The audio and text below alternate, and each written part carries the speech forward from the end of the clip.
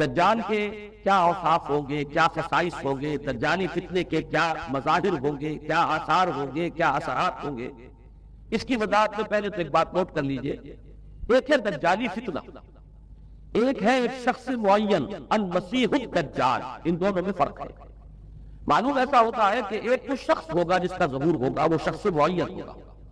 اور اگر احادیث کو تتبع کیا جائے تو معلوم ہوتا ہے کہ وہ یہود کا کوئی بہت بڑا لیڈر ہوگا، اور آخری زمانے میں قریب قیامت کا جو زمانہ ہے، قرب قیامت کا، اس میں جو بڑی عظیم جنگیں ہونے والی ہیں، ان میں جب یہودیوں اور مسلمانوں کا مقابلہ ہوگا اور بہت کریٹیکل سٹیج پر وہ مقابلہ پہنچا ہوا ہوگا، اس وقت حضرت مسیح علیہ السلام کا نزول ہوگا، اور وہ دجال اکبر کو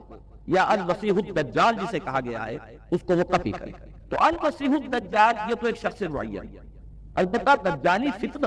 صرف ایک شخص معین کے ساتھ نہیں متعلق، بلکہ اس کے لیے جو احادیث آئی ہیں ان کا جب ہم تتبع کرتے ہیں، ان سب کو جب جمع کرتے ہیں تو معلوم ہوتا ہے کہ وہ ایک خاص کیفیت ہے، ایک خاص دور میں کچھ ایسی کیفیات پیدا ہو جائیں گی کہ جن کو دجالی فتنے سے تعبیر کیا گیا ہے۔ وہ کیفیات کیا ہے، میں کچھ احادیث کے حوالے سے وہ میں نوٹ کر کے لایا ہوں، آج آپ کے سامنے رکھ رہا ہوں۔ پہلی بات یہ معلوم ہوتی ہے کہ اس دور میں،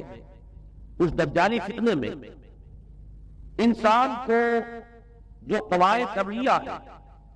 جو قدرت کی طاقتیں ہیں، کائناتی قوتیں ہیں، ان پر غیر معمولی غلبہ اختیار حاصل ہو جائے گا، اور وہ دجال متصرف ہوگا ان تمام قواعد طبیعیہ پر، بالکل ایسے انداز میں جیسے کبھی انبیاء کرام علیہ السلام کو اللہ تعالیٰ معجزے عطا فرماتا۔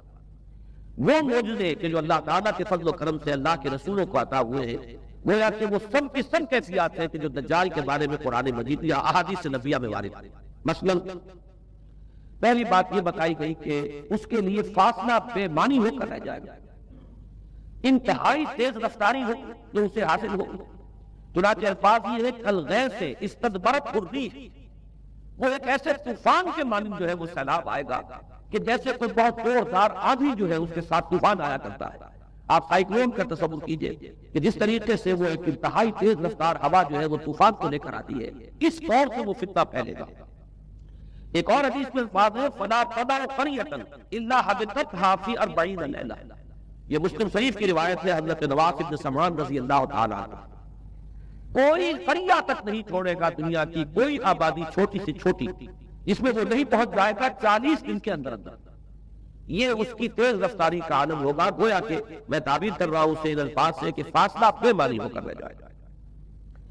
اسی کے ضمن میں بعض اور روایات آئی،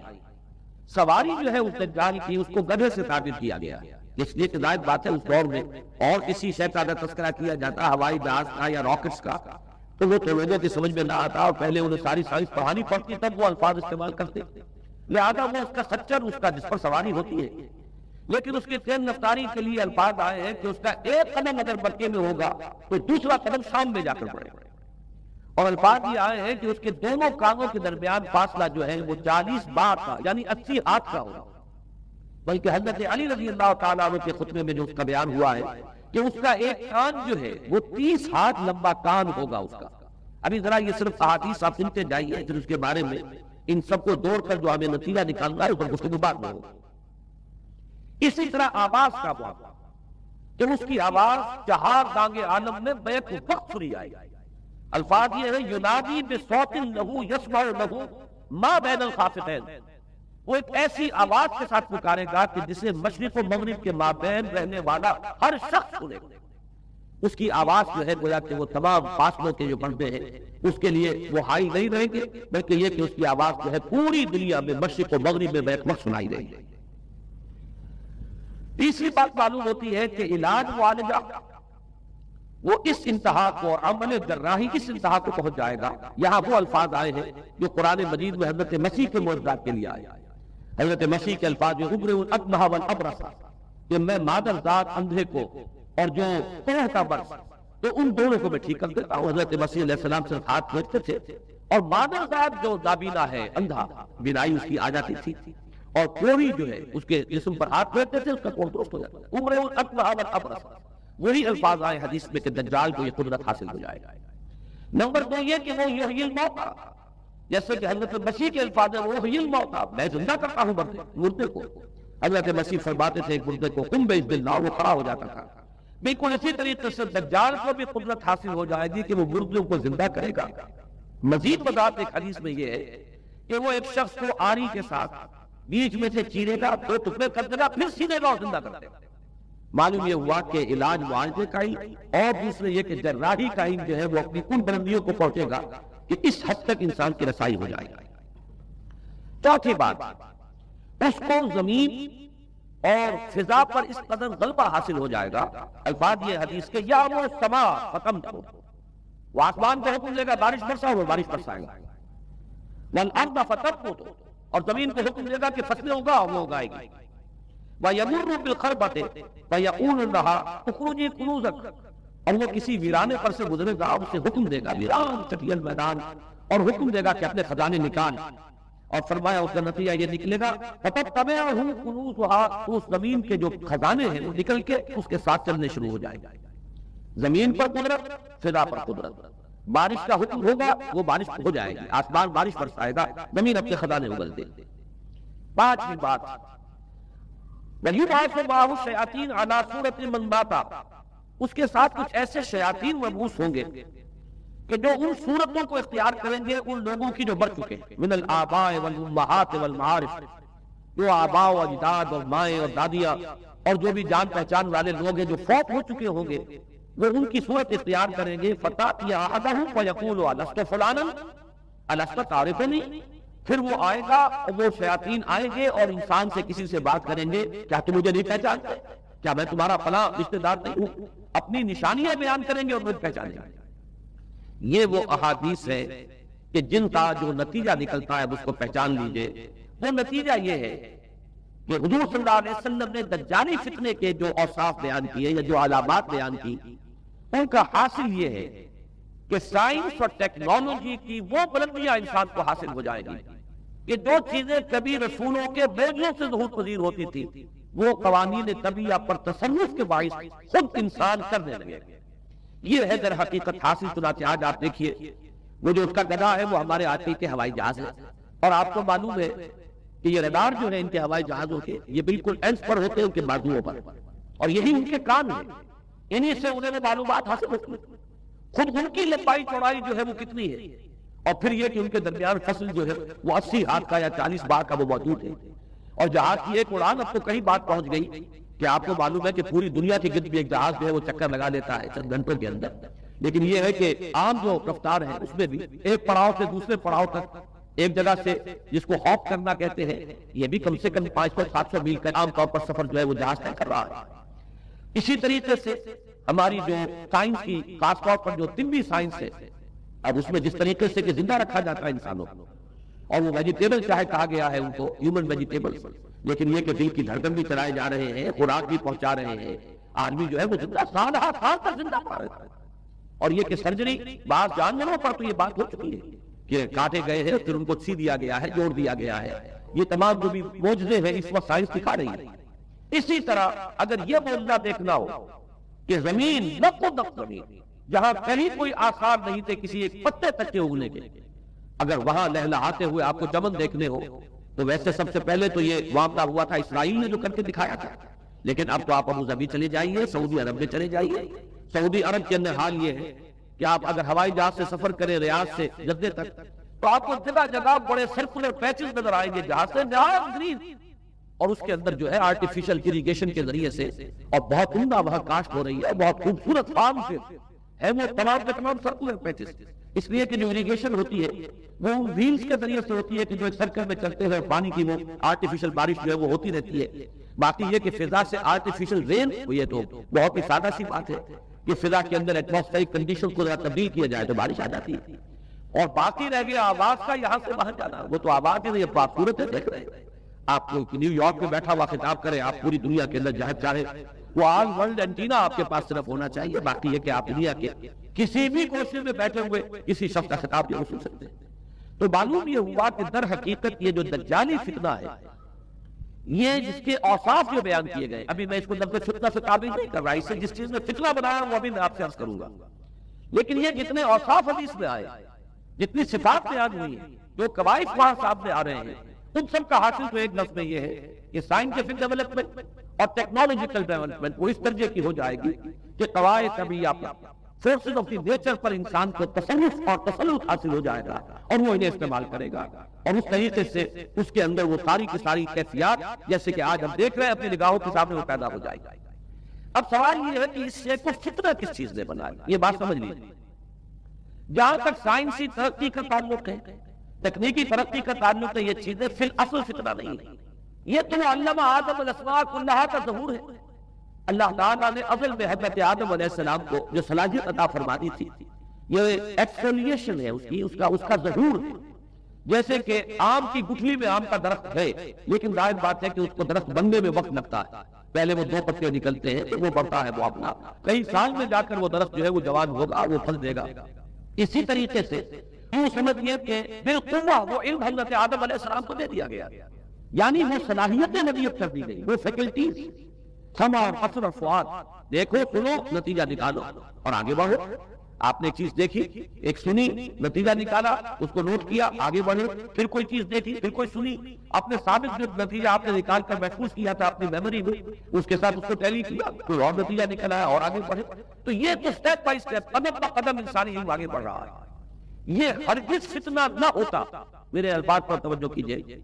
اگر اس کے ساتھ متوازن طور پر ایمان اور روحانیت کا ارتقا بھی ہوتا رہتا، اگر اس کے ساتھ اللہ کی معرفت، اللہ کی محبت، آخرت کا ایمان، منزل انسان کی جو ہے وہ آخرت ہے، دنیا نہیں ہے، اگر یہ چیزیں ساتھ کے ساتھ ہوتی تو یہ ہرگز فتنہ نہیں۔ فتنہ در حقیقت سے جس نے بنایا ہے وہ یہ ہے کہ کچھ ایسے اسباب ہوئے ہیں، اور وہ اسباب آج مجھے بیان کر دیں کہ در حقیقت موجودہ عیسائیت اس کا سب سے بڑا سبب ہے۔ اس کے نتیجے میں بہت بڑا گیپ ہے، اپالنگ گیپ ہے، بڑا مہیب خلا ہے، بڑی وسیع خلیج ہے جو حائل ہو چکی ہے کہ ایمان اور روحانیت ختم ہوتی چلی گئی، اور یہ ٹیکنیکل اور سائنٹیفک ڈیولپمنٹ بڑھتی چلی گئی۔ ان دونوں کے درمیان جو مہیب خلا پیدا ہوا ہے اس نے اسے فتنہ بنا دیا ہے، اور عظیم ترین فتنہ بنا دیا۔ ورنہ اگر اس کے ساتھ ہی اللہ پر ایمان، آخرت پر ایمان، اور انسان کے اندر ایمانی کیفیات، اس کی روحانی کیفیات اگر یہ بھی برقرار رہتی، بلکہ اس کے ساتھ متوازن طور پر ان کو ترقی کرنا چاہیے، تو یہ ہرگز فتنہ نہیں ہے۔ تو پہلی بات یہ سمجھ لیجئے کہ اگرچہ دجالی فتنے کے جو صفات، اس کے اوصاف، اس کی علامات، اس کے مظاہر، جو بھی حدیث کے ذریعے سے ہمیں معلوم ہے، جس کا میں نے ابھی آپ کے سامنے تذکرہ کیا، وہ سچ حقیقت تعبیر ہے، اس دور کا جو محاورہ ہے، اس دور کی جو زبان ہے، اس دور میں جن الفاظ سے گفتگو کی جا سکتی تھی، اس دور کے ایڈیم میں آج کی جو سائنٹیفک اور ٹیکنالوجیکل ترقی ہے گویا کہ اس کی تعبیر کی گئی ہے کہ وہ دجالی فتنہ ہوگا۔ لیکن اس شے کو فتنہ بنانے والی شے در حقیقت یہ ہے کہ ایک بہت بڑی خلیج حائل ہو چکی ہے ایمان اور روحانیت، اور دوسری طرف سائنٹیفک اور ٹیکنالوجیکل ڈیولپمنٹ میں ان دونوں کے درمیان اتنا بود اور فصل پیدا ہو گیا ہے کہ جس کی وجہ سے اس نے فتنے کی شکل اختیار کیا۔ اس کا سبب کیا ہے، آج ہمیں اس پر غور کرنا ہے۔ دیکھیے حضرت مسیح علیہ السلام کا دین، اور جیسا کہ میں نے عرض کیا ہے سورہ کہف کے پہلے رکوع میں تذکرہ اس کا ہو رہا ہے، وَيُنذِرَ الَّذِينَ قَالُوا اتَّخَذَ اللَّهُ وَلَدًا مَا لَهُم بِهِ مِنْ عِلْمٍ وَلَا لِآبَائِهِمْ كَبُرَتْ كَلِمَةً تَخْرُجُ مِنْ أَفْوَاهِهِمْ يَقُولُونَ إِلَّا كَذِبًا فَلَعَلَّكَ بَاخِعٌ نَفْسَكَ عَلَىٰ آثَارِهِمْ إِن لَّمْ يُؤْمِنُوا بِهَٰذَا الرَّسُولِ آنے والا نہیں۔ اللہ تعالیٰ کی طرف سے اس دین کو، اس شریعت کو ایک پروٹیکشن حاصل ہے، لہذا ایک جزء کی حد تک گمراہی جو ہے پھیل سکی، کل پر محیط نہیں ہوئی۔ لیکن بدقسمتی سے دین مسیحی کے بارے میں یہ ہوا کہ کچھ عرصے تک تو کشمکش رہی ہے، اصل دین مسیحی پر بھی جو کاربن لوگ تھے اور جو اس کے اوپر مستقیم رہے وہ قائم کچھ عرصے تک رہے ہیں، لیکن ہوتے ہوتے تقریباً اس دور تک آ کر جب کہ حضور کی بعثت ہوئی ہے، اصل دین مسیحی کے ماننے والے تقریباً ختم ہو چکے تھے، شاذ لوگ رہ گئے تھے، اور ان میں یہ جرأت نہیں تھی کہ اپنے اصل دین کا وہ اظہار کر سکے، بلکہ ہوتے ہوتے ان 600 سالوں کے اندر یہ ہوا کہ وہی پالیزم جو ہے در حقیقت اس نے ہی مسیحیت کی شکل اختیار کر لی۔ یہ پالیزم جو ہے یہ ہے در حقیقت، یوں سمجھیے کہ ادیان عالم کی تاریخ میں سب سے زیادہ گمراہ کن مذہب، جس کا رد عمل پیدا ہوا ہے یورپ میں، جس نے کہ اس دجالی فتنے کی شکل اختیار کی ہے۔ میں یہ چاہتا ہوں کہ اس کے ضمن میں چند باتیں آج آپ کے سامنے رکھوں۔ پال نے جو دین مسیحی میں یا دین اسلام میں جو صحیح دین ہے اللہ کا، اس میں 3 تبدیلیاں بنیادی کی۔ سب سے پہلا تو وہی جو قرآن کہہ رہا ہے، الذین قالوا اتخذ اللہ ولدا، مسیح تو حضرت مسیح علی نبینا علیہ الصلوۃ والسلام انہیں خدا کا بیٹا قرار دیا گیا، اور اس میں بھی نوٹ کیجئے بیٹے کے لیے عربی زبان میں 2 لفظ ہیں، ابن اور ولد۔ ابن کا لفظ دو معنی ہے، دو معنی ہے اس کے، ابن بیٹے کو بھی کہتے ہیں اور ابن کا کوئی معنوی تعلق بھی ہو سکتا ہے، صرف بیٹا نہیں۔ ابن السبیل مسافر کو کہتے ہیں، راستے کا بیٹا، یعنی چونکہ راستے کے ساتھ اس کا ایک تعلق ہے، راستہ چل رہا ہے، وہ تو ابن السبیل ہے۔ ابن الوقت، وقت کا بیٹا، وہ وقت کا بیٹا اس معنی میں نہیں ہے، بلکہ یہ ہے کہ جو ہر وقت جو ہے حالات کے مطابق گربٹ کی طرح اپنا رنگ بدلتا چلا جائے، پہلے تو ادھر کو ہوا ہو جدھر کی، وہ ابن الوقت۔ تو ابن الوقت اسی طریقے سے جو میں نے دوسری مثال دی ہے، ان کو اگر آپ سامنے رکھیں گے تو معلوم یہ ہوا کہ ابن کے تو دونوں معنی ہو سکتے ہیں، لیکن ولد یہ بالکل مخصوص ہے اولاد کے معنی میں۔ ولد یہ تو گویا کہ فلمی اولاد، اور عیسائیت وہ ہے مذہب کہ جس نے کہ بدترین شرک کی صورت اختیار کی ہے، اور ان کے ہاں عقیدے میں یہ الفاظ ہے کہ مسیح اللہ کا، خدا کا فلمی بیٹا ہے، تاکہ کوئی شک نہ رہ جائے کہ کوئی اور نسبت ہے جسے ابن سے تعبیر کیا گیا، کوئی اور تعلق ہے جس کے لیے یہ لفظ اختیار کیا گیا، فلمی کا لفظ استعمال کیا گیا ہے کہ یہ خدا کا فلمی بیٹا ہے۔ اور یوں سمجھیے اب اس کا جو نتیجہ نکلا کہ بیٹا اگر کسی کا ہے تو ظاہر بات ہے کہ وہ ہم جنس ہے، ہم نوع ہے اپنے باپ۔ انسان کا بیٹا انسان ہوگا، سید زادہ جو ہے سید کا بیٹا سید ہوگا، مغل کا بیٹا مغل ہوگا، گھوڑے کا بیٹا گھوڑا ہوگا، گدھے کا بیٹا گدھا ہوگا۔ معلوم یہ ہوا کہ بین ہی جو کچھ باپ ہوتا ہے وہی بیٹا ہوتا ہے۔ لہذا اس لفظ نے در حقیقت شرک کی بدترین صورت اختیار کی کہ بالکل اللہ کے برابر، اللہ کا ہم نوع، گویا کہ بدترین شرک جو ہے شرک فی الذات ہے، اور شرک فی الذات کی بدترین صورت یہ ہے کہ جو عیسائیت میں آئی ہے کہ حضرت مسیح علیہ السلام کو اللہ کا خود بھی بیٹا قرار دیا گیا۔ اب اس کے نتیجے میں چونکہ ظاہر بات ہے کہ آخر بائبل بھی موجود تھی، اس بائبل کو ایک دم کیسے ختم کر دیتا سینٹ پال؟ سینٹ پال کہیں ابارل میں تو لفظ سینٹ اس کے ساتھ استعمال نہیں کرنا چاہتا، لیکن چونکہ ہمیں یہ ہدایت ہے قرآن مجید کی بھی کہ جو باطل معبود بنا لیے جاتے ہیں انہیں بھی ہم کو ان کے لیے توہین والے الفاظ استعمال نہ کرے،